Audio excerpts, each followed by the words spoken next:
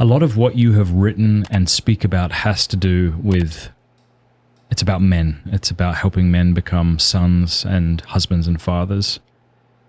And you've said that this is extremely important. You think maybe one of the most important things. Yeah.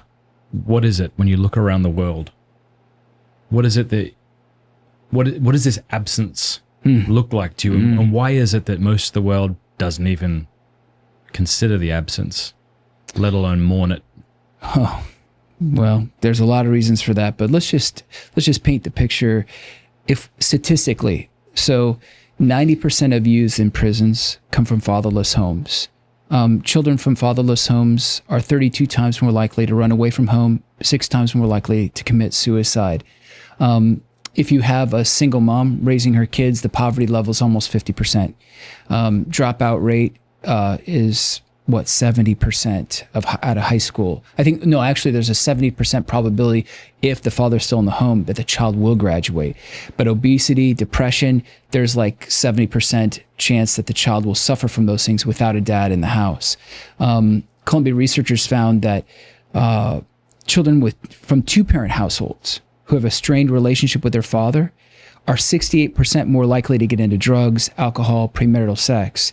And then I think Pew Research found that dads have twice as much power in helping their teens stave off premarital sex.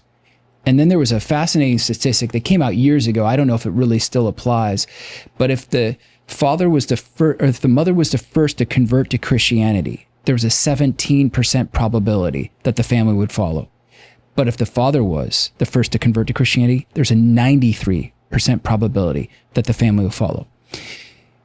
All this says is that the human father is the epicenter. He is the foundation, because society goes by way of the family and the family goes by way of the father. If you want to change the world, you get that guy, you change him. And because if we want to convert the world, the church must be, I guess, renewed. And the church is in desperate need of renewal. I think it's starting to happen, though. And if the church is to be renewed, the microchurch of the domestic family must be restored to what it really is called to be, which is an icon, a living icon of the Trinity, self-giving love. Amen. And if that's to happen, then marriages need to be revitalized. But that can only happen if the man is the husband of father, the leader, if he is like basically a father in the image of God the Father, like Saint Joseph. So my belief is when I look around at the landscape, what I see is men will work hard. Men are goal-oriented. They are doers. A lot of times they're achievers, but they're shooting for the wrong target. And, I don't care how much I shoot for the wrong target, hit it dead center every time, I'm still not hitting the target. And that's what we're doing. We're achievement, fame, wealth. These are the things that men are, or just getting the attaboy at work, which we all liked. But human respect is shifting sand upon which no man should build his house. Because you might like me today, and so I live my life to get you to like me. But then if you shift, you don't like the way I dress, the way I act, the performance, whatever I'm doing at work, then I need to shift from my identity to please you. And then pretty soon I keep shifting to where I'm no longer who I really am, and my identity is meant to lead me to my destiny. Who God created me to be is going to help me to achieve what he wants me to be for all eternity, and I'm going to bring others with me. So when a father is checked out, let's just put it this way. There's a great study. Oh man, this just came to mind. And before he gets into the study, I just want to quickly jump in because I know he's cooking right now. I don't want to interrupt him too much, but he's 1000% right. The building block of all civilizations, of all countries and nations, is the family. A nation can rise no higher than the status of its family. I don't care what anyone says. Godly husbands is the key to restoring America back to what it once was. Now, it's never been perfect, but understand, don't let perfect be the enemy of good, okay? We as men, as Christian men in this nation, it's imperative for this time period that we lead, that we take younger men, that we take under disciples under us, if we are ready to do that, and if God has graced you with that ability, it is imperative you do it in this day and age right now. To his point about family, I'm a married man myself of 12 going on 13 years. I have 3 small children. There is nothing more important, with the exception of the Father, the Son, and the Holy Spirit, than my wife and my 3 children, because I know that it's bigger than me. It is about them, and it is about the lives they will impact. What if God wanted me to raise one of my sons? I have one daughter and two sons. What if God wanted me to raise a good son, and maybe he doesn't go off and change the world, but what if he's friends with somebody who he influences, who goes off and changes the world? And part of my purpose or my story was to raise a good son who would befriend that future person and guide him in a certain way later in life. It is imperative that we realize that strong, masculine, biblically masculine, not weak, not gummy bear. It is imperative that strong masculine men make a comeback. The future of America depends on it, in my opinion. Great study. It's the longest study on human beings that's ever been done consecutively. It's done by Harvard. Robert Waldinger, it's the largest TED Talk ever, 45 million. And Robert Waldinger is the fourth lead facilitator on this study. It began in 1938 during the Great Depression, and they had two subset groups. One was sophomores at Harvard, and the other one were inner city kids in Boston, very poor. And they started following these kids. There was 724 of them. And they followed them throughout their lifetime, the trajectory of their life, their marriages, their relationships, their kids. That study is still going on today. There's still 64 participants who are still alive from that original study. And there's now thousands now participating in it from the outgrowth of it from, the people's families. But this is what's so fascinating about it. They were like, what makes people live longer? What gives them greater health? What are the greatest predictors of like death or early death or disease, all these things? And they were saying, what do people want the most? Well, millennials, 80% of them, their life's goal is to be rich. 50% is to be famous. Oh, God. Studying these men, achievement, wealth, fame, a lot of those guys, it brought them sorrow and loneliness, even if they achieved it. But the one factor that was a predictor in longevity for health and life was relationship. Mm-hmm. If you had one solid, loving, caring relationship, even if you bicker with that person, that relationship would prove to give you additional years in life and a healthier outcome, and your brain would function better. What they found is 1 out of 5 people suffer from loneliness now. And they're finding that toxic loneliness actually declines brain cognitive, functionality. And it also causes health problems. It's like toxic loneliness is... What does that mean? What's toxic loneliness? So it's where you have no friends and you feel isolated.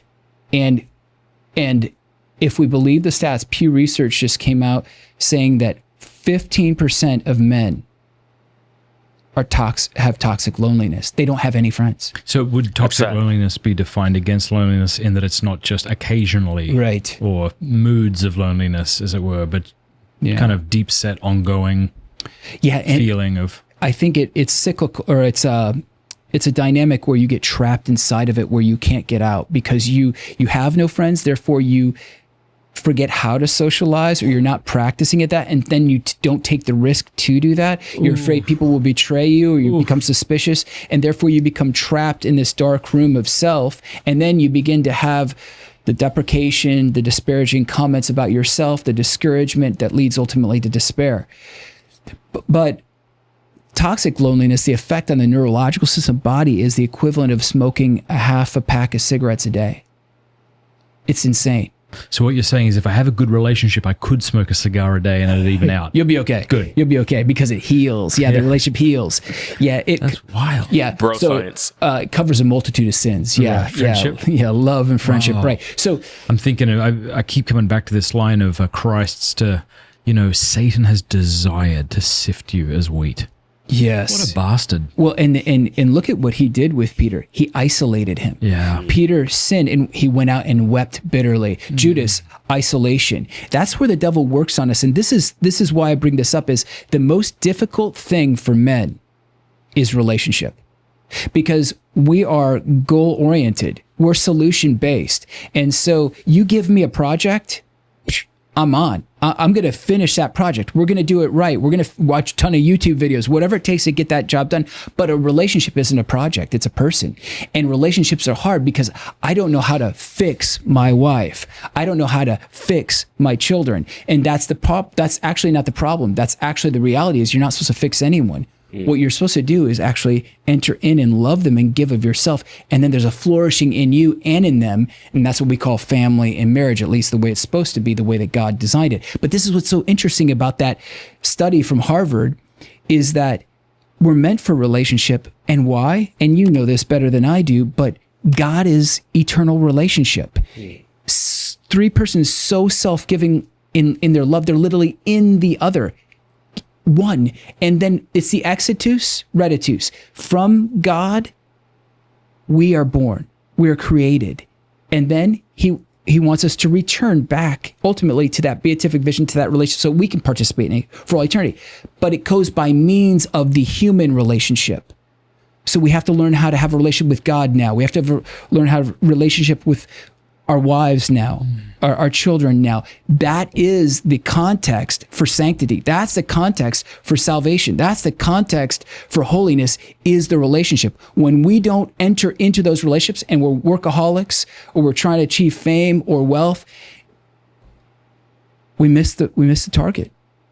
And we wake up 50 years kicking that can down the road and we're wondering why we're divorced, or we're wondering why our wife hates us, or we're wondering why our kids don't talk to us anymore. You know, we spend the health of our youth to get wealthy, and then when we get older, we spend our wealth to get healthy again. Oh. Wow. We work so that we can achieve by neglecting those who we work for, and then when we achieve and we're older, they neglect us. Powerful. Very powerful, man. There is nothing better in my life than being a husband and being a father. And it's challenging at times, and I make a ton of mistakes. I've been doing this for 12, going on 13 years now as a husband. I've been a father for 7 years, and I can tell you that I still learn a ton daily. I still make a lot of mistakes daily. But what you can't do is you can never dominate and you can never abdicate your duties and responsibility as a husband and as a father. I realized that in my life, you know, my wife is the closest person to me on this planet. And who I am to her is a representation of Christ to her. And my children, they're beautiful. Every time I look at their eyes, I smell their hair. They're just like these. There's not enough words I could even try to use to describe how I feel when I look in their eyes. And I say that to say this: a man by himself can achieve a lot. A man with family and purpose, with God powering him, can achieve anything, even the impossible. And you know, I'll leave the video there. I just wanted to share that David Shat clip. That was an amazing clip, and please like and subscribe and let me know what you guys think of the video, and I look forward to reading your comments. And until next time, God bless.